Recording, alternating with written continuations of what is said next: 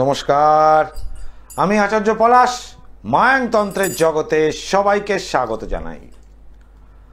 আজকে গ্লোব টিভির পর্দায় সকাল 11:40 আপনাদের সামনে লাইভ অনুষ্ঠানে এসেছি। পোশাক একটু অন্যরকম, সাধারণ পোশাকে আপনাদের সামনে আজকে হাজির করব লোকনাথ ব্রহ্মচারী পর্ব নাম্বার 22। প্রতিদিন গ্লোব টিভির পর্দায় সকাল 11:40 আর সন্ধ্যে 5:55 এই দুটো টাইমে আমার প্রোগ্রাম থাকে। লোকনাথ বাবার যে 22 নম্বর পর্ব, যেটা অলরেডি চলছিল 21 নম্বরের থেকে, যে কালীঘাট থেকে বীরভূমে দ্বারকা নদের ধারে যে জঙ্গলের কাছে গিয়েছিলেন, সেখানে কালীসিদ্ধ তান্ত্রিকের সন্ধান পায় লোকনাথ ব্রহ্মচারী। এবার কি হলো সেটা বলি। মাথায় জটা, বিকট চেহারায়, মায়ের পুজো সাধারণ রীতিনীতি মানেন না সেই কালীসিদ্ধ, যাকে গ্রামের লোকেরা কালীসিদ্ধ বলে জানে এবং বিপদ আপদে তার কাছে সবাই ছুটে আসে। পুজোর সময় তিনি সুচিতারও ধার ধারেন না। পুজোর সময় সুচিতার ধার ধারেন না, অর্থাৎ তিনি পটি করে সময় হলে ঠিক সময় হাত পা ধুয়ে পুজোয় বসে পড়েন, স্নানের কোনো বালাই নেই। আবার রাত্রে ঘুম থেকে উঠে পারি সেই বাসি কাপড়ে বাসি মুখে মাকে সূর্যোদয়ের পূর্বে ভোগ নিবেদন করেন এবং পূজা করেন। এখানে সুচিতার কোনো ব্যাপার তার কাছে ছিল না সে কালীসিদ্ধের কাছে। অনেক সময় তিনি মায়ের উদ্দেশ্যে গালাগালিও করতেন, মাকে গালিগালাজ করেন। বিশেষ বিশেষ কারণে মাকেও বলতে ছাড়েন না, সাধকরা এরকমই হন, মায়ের উদ্দেশ্যে গালাগালিজ করতে থাকেন। আসলে কালীসিদ্ধ প্রকৃত সিদ্ধ সাধক। লোকনাথ কালীসিদ্ধ সাধকের কথা গ্রামের লোকেদের মুখে শুনেছিলেন। লোকনাথের মনে কালীসিদ্ধের সঙ্গে সাক্ষাৎ করার জন্য প্রবল আগ্রহ জন্মালো, কিন্তু গুরুর অনুমতি ছাড়া তিনি তো এক পাও কোথাও যেতে পারেন না। প্রাপ্তবয়স্ক হলেও এখনো লোকনাথ সর্বব্যাপারে গুরু মুখাপেক্ষী হয়ে আছেন। এমনই তার গুরু ভক্তি। গুরুও তার শিষ্যের মনোবাসনা সবই টের পান, অর্থাৎ ভগবান গাঙ্গুলি। তাই লোকনাথ তাকে কালীসিদ্ধের কথা বলা মাত্রই ভগবান গাঙ্গুলি লোকনাথকে অনুমতি দিয়ে দিলেন কালী মন্দিরে যাওয়ার জন্য। সেই সঙ্গে ভগবান গাঙ্গুলি লোকনাথকে সতর্ক করে দিলেন যে সে যেন কোনোভাবেই কালীসিদ্ধর সাথে বাদানুবাদে জড়িয়ে না পড়ে। কারণ গুরু জানেন লোকনাথ একটু জেদি একগুঁয়ে, সুতরাং সে যদি কালীসিদ্ধের সঙ্গে কোনো রকম বাদানুবাদ, হয়তো কিছু জানতে চাইছে, কালীসিদ্ধ বলল না বা তাড়িয়ে দিল, তারপরেও যদি লোকনাথ সেই কালীসিদ্ধকে বারবার উত্ত্যক্ত করে, তার অভিশাপে লোকনাথের সাধনার পথ আটকে যেতে পারে। এটা তিনি মনে করেছিলেন বলে বলে দেন যে তার সাথে যেন কোনো রকম বাদানুবাদে জড়িয়ে না পড়ে। গুরুর অনুমতি পেয়ে লোকনাথ সেই কালী মন্দিরে উপস্থিত হলেন এবং দেবীকে কালীসিদ্ধকে প্রণাম করে, অর্থাৎ সেই কালী মন্দিরে দেবী এবং কালীসিদ্ধ যিনি ব্যক্তি তাকে প্রণাম করে নীরবে এক পাশে উপবিষ্ট হলেন, অর্থাৎ আসন পেশে উপবিষ্ট মানে বসে ধ্যান করা শুরু করলেন। কালীসিদ্ধ তাকে লক্ষ্য করলেন কিন্তু কোনো কথা বললেন না। লোকনাথ কালীসিদ্ধের মধ্যে প্রকৃত সাধকের তেজ ও মহিমা অনুভব করলেন। মানে মন্দিরে বসে লোকনাথ যখন ধ্যান করলেন, লোকনাথ বাবা সেই সময় বাবা হননি, তো লোকনাথ মহাশয় তিনি যখন ধ্যান করলেন, প্রাপ্তবয়স্ক হয়ে গেছেন, সেই সময় সেই ধ্যানস্থ অবস্থায় এবং কালীসিদ্ধের সঙ্গে চোখাচোখি হওয়াতে তাকে দেখে তার প্রকৃত সাধক বলেই মনে হয়েছে। এটা কিন্তু লোকনাথের মনে হয়েছে কালীসিদ্ধের ওপর। এবং এও বুঝলেন যে ভক্তদের অযথা উৎপাতের হাত থেকে রক্ষা পাওয়ার জন্য তিনি প্রথম দর্শনে কঠোরতার অভিনয় করেন, অর্থাৎ লোকনাথ কি বুঝলেন যে কালীসিদ্ধ যে রয়েছে সে কঠোর না হলে তার কাছে সবাই উৎপাত করবে, ভিড় করবে, জানতে চাইবে, সমস্যা নিয়ে কথা বলবে, এই জন্য তাকে কঠোর হতে হয়, কিন্তু তার ভেতরটা নরম। কিন্তু লোকনাথ তো কোনো সাংসারিক সমস্যা নিয়ে আসেনি, তো জানতে চান যে সাধনায় তার সিদ্ধি হবে কিনা, এটুকুই তার জানার বিষয়, কোনো সাংসারিক সমস্যা নয়। লোকনাথ কালীসিদ্ধের অনুগ্রহ লাভের জন্য ধৈর্য ধরে অপেক্ষা করতে লাগলেন এবং একদিনে তা পায়নি। সন্ধ্যের পর রাত হয়ে যাওয়ার পর সে পুনরায় গুরু ভগবান গাঙ্গুলির কাছে চলে যেতেন, আবার পরের দিন প্রাতকালে আসতেন, মধ্যাহ্নকালীন চলে যেতেন, আবার বৈকালকালে আসতেন, সান্ধ্য অতিক্রান্ত করে রাতকালীন চলে যেতেন। এইভাবে কয়েকদিন এসে বসে ওখানে জপ ধ্যান করার জন্য কালীসিদ্ধ তাকে কিন্তু নজর রাখত লোকনাথকে। কয়েকদিন যাতায়াতের পর কালীসিদ্ধ লোকনাথের প্রতি প্রসন্ন হলেন যে ছেলেটি আমাকে কোনো প্রশ্ন করছে না, কিছুই বলছে না, শুধু এসে এখানে আসন পেতে বসে আর চলে যায় সময় হলে। নিজেই তার মনোগত অভিপ্রায় জানতে চাইলেন, অর্থাৎ কালীসিদ্ধ লোকনাথকে প্রশ্ন করলেন যে বলো তোমার কি জানার বিষয়, তোমার কিছু জানার আছে তাহলে বলো। কালীসিদ্ধের এই প্রশ্নের উত্তরে লোকনাথ প্রথম সুযোগেই তাকে জিজ্ঞাসা করলেন তপস্যার জন্য তারা যে গুরুর সঙ্গে, মানে তারা মানে সে আর বেণীমাধব, লোকনাথ আর বেণীমাধব তার গুরুর সঙ্গে হিমালয় যাবেন, সেখানকার নিদারুণ শীত, কষ্টের জীবন তাদের সহ্য হবে কিনা, এইটা প্রশ্ন ছিল কালীসিদ্ধের কাছে লোকনাথের। কালীসিদ্ধ তাকে অভয় দিয়ে বললেন যে তুমি নিশ্চয়ই সব কষ্ট সহ্য করতে পারবে। একবার কালীসিদ্ধ বলে দিলেন নিশ্চয়ই তুমি সমস্ত কিছু কষ্ট সহ্য করতে পারবে, কারণ লোকনাথের প্রশ্ন ছিল যে সাধনার পথে এগোচ্ছে, সেইটাতে তার হিমালয়ে গিয়ে সাধনা করতে হবে, হিমালয় প্রচন্ড ঠান্ডা, সেক্ষেত্রে সেই ওয়েদার কি তাদের ভালো মানে সহ্য করতে পারবে, তো সেটাই কালীসিদ্ধ উত্তর দিলেন হ্যাঁ সহ্য করতে পারবে। এরপর কালীসিদ্ধের কাছে লোকনাথ দ্বিতীয় প্রশ্ন ছিল, সে সাধনার জন্য তিনি হিমালয় যাত্রা করছেন সেই সাধনায় তার সিদ্ধিলাভ হওয়া সম্বন্ধে। এইবার প্রশ্ন শুনে কালীসিদ্ধ প্রথমে চুপ করে রইলেন, আবার একই কথা লোকনাথ দ্বিতীয়বার পুনরাবৃত্তি করলো, অর্থাৎ বাবা আমার কি সাধনায় সিদ্ধিলাভ হবে, লোকনাথ এটা জিজ্ঞেস করলেন। সিদ্ধিলাভ বিষয়ে তার আকুলতা দেখে কালীসিদ্ধ সাধক তখন মায়ের মন্দিরে দেবীর মূর্তির দিকে তাকিয়ে, মানে মায়ের দিকে ঘুরে তাকালেন কালীসিদ্ধ, এবং মায়ের দিকে তাকিয়ে লোকনাথের এই প্রশ্নের উত্তর মাকে দিতে বললেন যে মা তুমি এ প্রশ্নের উত্তর দাও যে এর সাধনায় সিদ্ধি হবে কিনা। সমস্ত মন্দির তখন স্তব্ধ, তারই মধ্যে কোথা থেকে যেন ভেসে এলো কার কণ্ঠস্বর, হ্যাঁ এক মহিলার কণ্ঠস্বর ভেসে এলো, কিন্তু তাকে চাক্ষুষ দেখা যাচ্ছে না। হ্যাঁ একটাই কথা, লোকনাথের সিদ্ধিলাভ হবে, ব্যাস এইটুকুই কথা, আর কোনো কথা নেই, হিমালয় পর্বতেই হবে।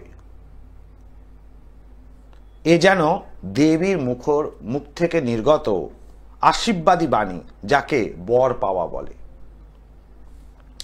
আনন্দে লোকনাথের শরীর কাঁটা দিয়ে উঠল। সেই মুহূর্তে লোকনাথ উচ্চস্বরে জয়ধ্বনি দিয়ে উঠলেন, সমস্ত মন্দির মুখরিত হলো। কালীসিদ্ধ স্নিগ্ধ দৃষ্টিতে লোকনাথের দিকে চেয়ে রইলেন। লোকনাথ বাবা কালীসিদ্ধের কাছে বা মায়ের কাছে এমন কিছু চাইনি যেটা ধন সম্পত্তি, অর্থ ইত্যাদি, যেটা মানুষ চেয়ে থাকে মায়ের কাছে গিয়ে। সে চেয়েছিল তার সেই হিমালয় নতুন ওয়েদারে তার কষ্টটা সহ্য হবে কিনা এবং তার সাধনায় সিদ্ধিলাভ হবে কিনা। সুতরাং বর পেয়ে গেলেন লোকনাথ। লোকনাথের কাছে গুরু ভগবান গাঙ্গুলি সমস্ত কিছু শুনে বুঝে নিলেন লোকনাথের মতো শিষ্যর কাছে তার এই প্রত্যাশাই ছিল। গুরুর আশীর্বাদ পেলেন লোকনাথ। এবার লোকনাথ এবং তার গুরু মিলে তারা সবাই হিমালয়ের উদ্দেশ্যে যাত্রা করলেন। তাহলে এই ছিল কালীঘাট থেকে বারুদি থেকে বারুদি না ওনার কালীঘাট থেকে হিমালয়ের প্রতি যে যাত্রা শুরু করলেন, অর্থাৎ সেই যাত্রাকালীন এলো এই বীরভূমের একটা স্থান, দ্বারকা নদীর ধারে শ্মশান স্থান, এবং সেখানে কালী মন্দির এবং কালী সিদ্ধেশ্বর থেকে সেই বর প্রাপ্ত করলেন লোকনাথ। লোকনাথ ব্রহ্মচারীর জন্ম হয় চাকলা গ্রামে, বারাসাত মহকুমায়, এবং কচুয়ায় ছিল মামার বাড়ি। তো চাকলা গ্রামে তিনি জন্মগ্রহণ করে কচুয়াতে বড় হয়। তারপর চাকলা গ্রামে পুনরায় এসে তার বাবা ভগবান গাঙ্গুলির হাতে তুলে দেন। এবার তারপর কালীঘাট হয়ে তারা হিমালয়ের পথে গমন করার সময় এই স্থান প্রাপ্ত করেন, অর্থাৎ বীরভূমের দ্বারকা নদীর ধারে। জয় মা তারা। জয় মা তারা। বলুন, কে বলছেন, কোথা থেকে বলছেন? হ্যাঁ, আমি বলছি হিমমটক থেকে। আমার জন্ম তারিখ হচ্ছে 11/9/57। 11 সেপ্টেম্বর 1957। অনেক বয়স তো আপনার, বাপরে। হ্যাঁ, আমার তো 67 হয়ে গেছে এখন। টাইমটা বলুন। হ্যাঁ, বিকেল 4:12। বুধবার। জন্মস্থান কোথায়? চন্দননগর। কি নাম আপনার? মালতী ঘোষ। আচ্ছা, বুধবার জন্মবার। ঠিক আছে মালতী দেবী, প্রশ্ন করুন। কি প্রশ্ন? হ্যাঁ, মানে আমার টাকা পয়সা হাতে থাকছে না, সবকিছু উধার হয়ে যাচ্ছে, যেভাবে পাচ্ছে ঠকিয়ে করে চিট করে নিয়ে নিয়েছে। আমি এখন খুবই অসহায় হয়ে আছি আর অসুখ বিসুখে খুব ভুগছি। তাহলে প্রশ্নটা কি? হ্যাঁ, কি জানতে চাইছেন? হ্যাঁ জানতে চাইছি। কি জানতে চাইছেন?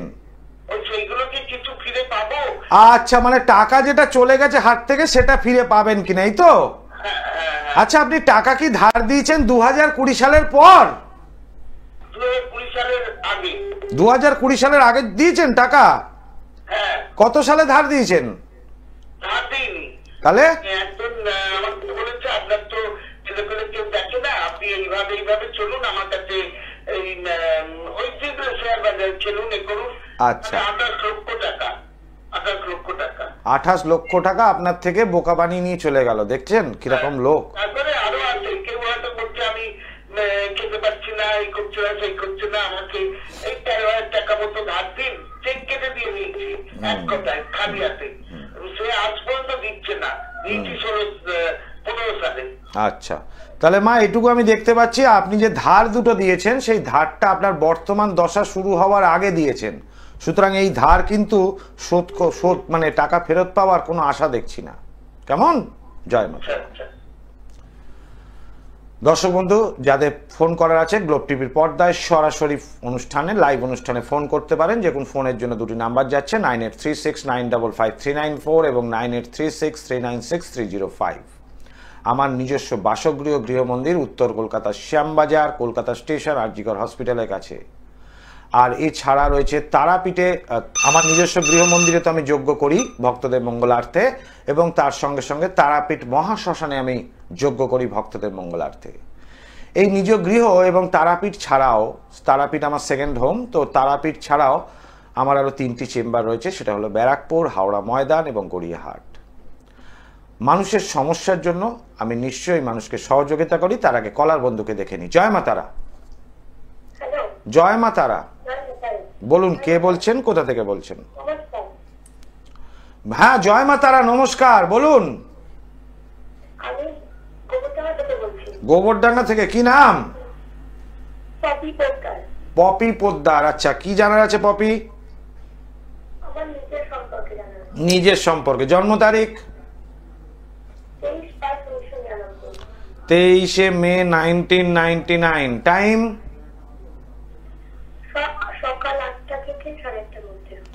স্পেসিফিক টাইম কি 8টা না 8:30 ধরবো? টিভির অনুষ্ঠান তো অত ক্যালকুলেশন করা যায় না, সময় থাকে না। 8টা ধরে করি? 8টা। হ্যাঁ, 8টা। জন্মস্থান কোথায়? হাবড়া। কোথায়? হাবড়া। হাবড়া। রবিবার জন্মবার? হ্যাঁ। আচ্ছা, প্রশ্ন কি? নিজের কি জানবে? নিজের কর্ম সম্পর্কে একটু জানতে। কর্ম সম্বন্ধে কিছু চাকরি করছো নাকি তুমি? না না না। তাহলে চাকরি করতে চাইছো, সেই জন্য কর্ম জানতে চাইছো? হ্যাঁ হ্যাঁ। আচ্ছা, কোথায় কোথায় চাকরির জন্য চেষ্টা করছো? না বা চেষ্টা করছি কিন্তু কোনো ফল পাচ্ছি না। কোথায় কোথায় করছো? এখনো জব লাভ করেছি কিন্তু কোনো ফল পাইনি। কিসের? এভাবে কোনো কোনো মানে কাজের অনেকগুলো অফার এসছে কিন্তু সেগুলো সব বাতিল হয়ে যাচ্ছে। আচ্ছা, এবার তোমাকে বলি মা, 2024 সাল থেকে তুমি চেষ্টা করছো না তার আগে থেকে?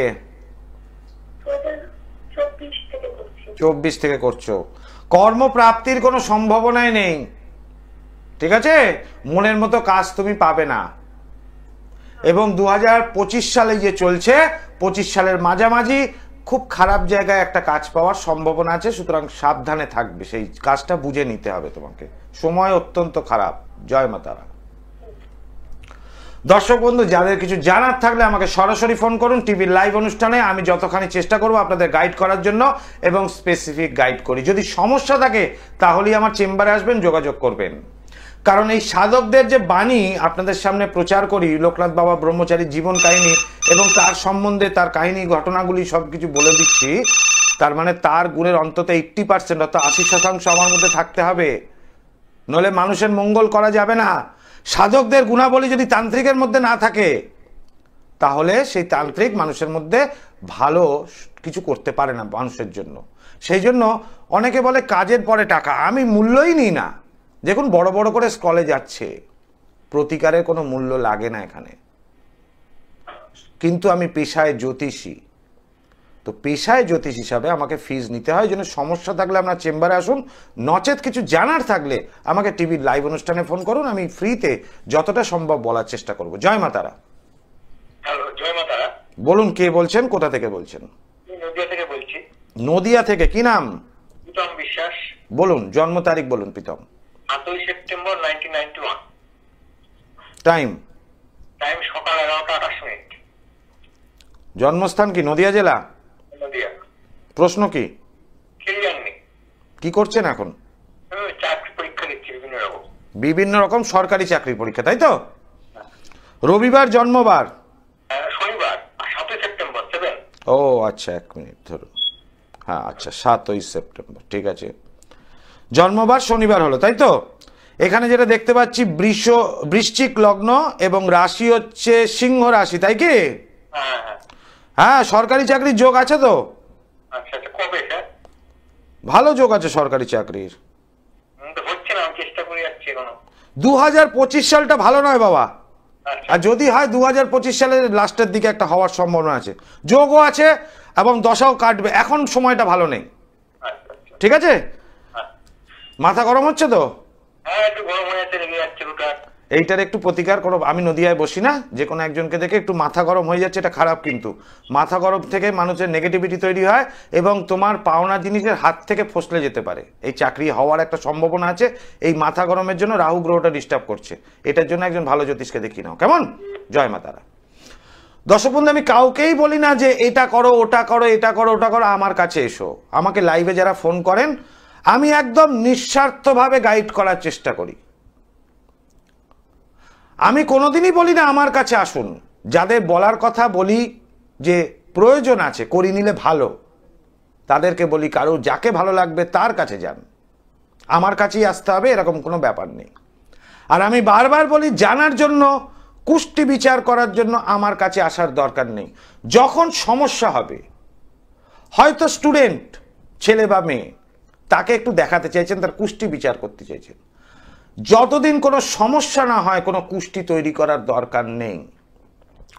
যখন দেখবেন সমস্যাটা একটু স্থায়ী হয়ে যাচ্ছে, অর্থাৎ পড়াশোনায় অমনোযোগী, মোবাইলের নেশা, চঞ্চলতা ভাব বৃদ্ধি পাওয়া, বই খাতা নিয়ে বসে থাকা কিন্তু পড়া না করা, অন্য মনস্কতা করা, এই সব ক্ষেত্রে তখন কিন্তু এই সমস্যার জন্য পার্টিকুলার যদি আসেন তবেই যোগাযোগ করতে পারেন, আদারওয়াইজ নয়।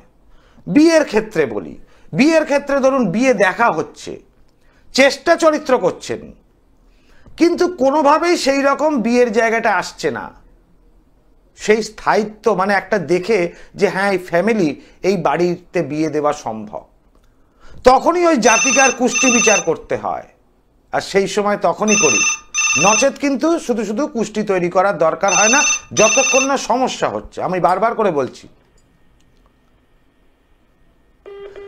এমন অনেক সময় এখনকার দিনে দেখছি মোবাইল ফেসবুকের যুগে যে মেয়ে এমন একজনের সাথে প্রেম করেছে, বাবা মা বলছে যে এক ছেলে চলবে না, সুতরাং কিভাবে কাটাতে হবে? অবশ্যই কাটানো যাবে, কারণ মেয়ে নির্বোধ এখন।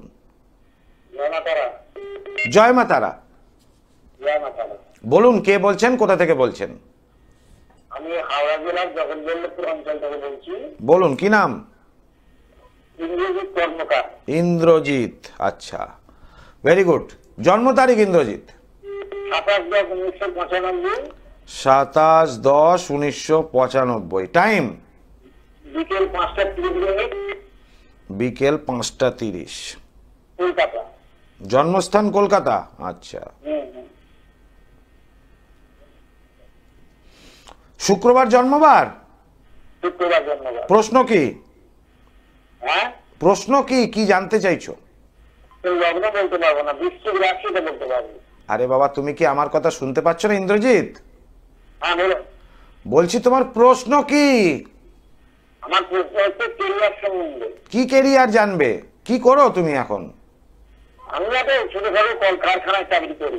কলকারখানায় ছোটখাটো চাকরি করছো? তা ছোটখাটো কেন বললে বাবা? তোমার কাজটা কি খুবই ছোটখাটো? না না, আমার কাজটা ছোটখাটো না, আমার কাজটা খুবই বড়। তাহলে ছোটখাটো কেন বললে? এখন তুমি কি চাইছো জানতে, বলো। চাকরি, তুমি যেখানে কাজ করছো সেই কাজের জায়গাটা আরো বেটারমেন্ট চাইছো, মানে সেখানেই প্রমোশন, না অন্য কোথাও কোনো যে কাজ চাইছো? কাজের জায়গাটা কিরকম? মানে কাজের জায়গায় এখন সমস্যা কি হচ্ছে? ঝঞ্ঝাট ঝামেলা বাড়ছে? না না, কোনো ঝামেলা হয়নি। তাহলে না, মানে যতটা পারিশ্রমিক পাওয়ার কথা ততটা হচ্ছে না। আচ্ছা, এটাই ব্যাপার, তাই তো? দেখো, আমি এটুকু বলতে পারি, 2025 সালের মধ্যে কাজ একদমই ছেড়ো না। কারণ তোমার কি অল্পেতে একটু ঠান্ডা লেগে যায়? হ্যাঁ হ্যাঁ হ্যাঁ মাথাও তো গরম। হ্যাঁ। কাজের জায়গাটা না ছাড়াই ভালো। 2025 সাল খুব খারাপ, টাকা পয়সা কিন্তু বেরিয়ে যাবে হাত থেকে। টাকা বেরোচ্ছে উটপাট করে? হ্যাঁ। উপরি ইনকামও হচ্ছে কি? না, হচ্ছে না। হচ্ছে না, কিন্তু টাকাটা বেরিয়ে যাচ্ছে। সময় খুব খারাপ, 2025 সাল খুব খারাপ, সুতরাং সাবধানে থাকতে হবে। দর্শক বন্ধু, আমি সবাইকে গাইড করি, যারা ফোন করতে চাইছেন সরাসরি, আর সময় একদম শেষ। 9836955394 এবং 9836396305। প্রত্যেকটা মানুষকে আমি সমস্যা মুক্ত করি, তাদের সমস্যাটা শুনি। অবশ্যই তারা যখন আসে, তাদের জন্ম তারিখ এবং করতল রেখা থেকে বিচার করে আমি অলরেডি, তারা বলার আগে কিন্তু আমি সমস্যাটা লিখে তাদের কাছ থেকে শোনার পর তাদেরকে প্যাডের কাগজটা এগিয়ে দিই, বলি এটাই কি সমস্যা? তা বলেন যে হ্যাঁ। আমি দেখো, তুমি বলার আগেই লিখে দিলাম। কেন? তার ফেস রিডিং থেকে, অর্থাৎ তার মুখমণ্ডলী থেকে। এবং সেই সমস্যার সমাধান হওয়ার জন্য প্রয়োজনীয় যাতে তাবিজ আমি প্রদান তখনই করে দিই। মানুষকে ঘোরাই না বা ভিড় বাড়ানোর দরকার নেই। মানুষ উপকার পেলে তারা খুশি হয়ে আমাকে দিয়ে যান। আমি ফিস ছাড়া কিছুই নিই না। যেটা আমি টিভিতে বড় গলায় বলি সেটাই চেম্বারে করি। যারা এসছেন প্রত্যেকেই জানেন। আজকে একটু অন্যরকম পোশাক পরে আপনাদের সামনে অনুষ্ঠান করলাম লোকনাথ ব্রহ্মচারীর পর্ব নিয়ে। এরকম এপিসোড আমার চলতেই থাকবে। সবাই ভালো থাকুন, সুস্থ থাকুন। আজকের মতো এখানেই বিদায় নিচ্ছি। ओम सर्वमंगल मंगल्ये शिवे सर्वार्थ साधिके शरण्य त्र्यंबके गौरी नारायणी नमस्तुते।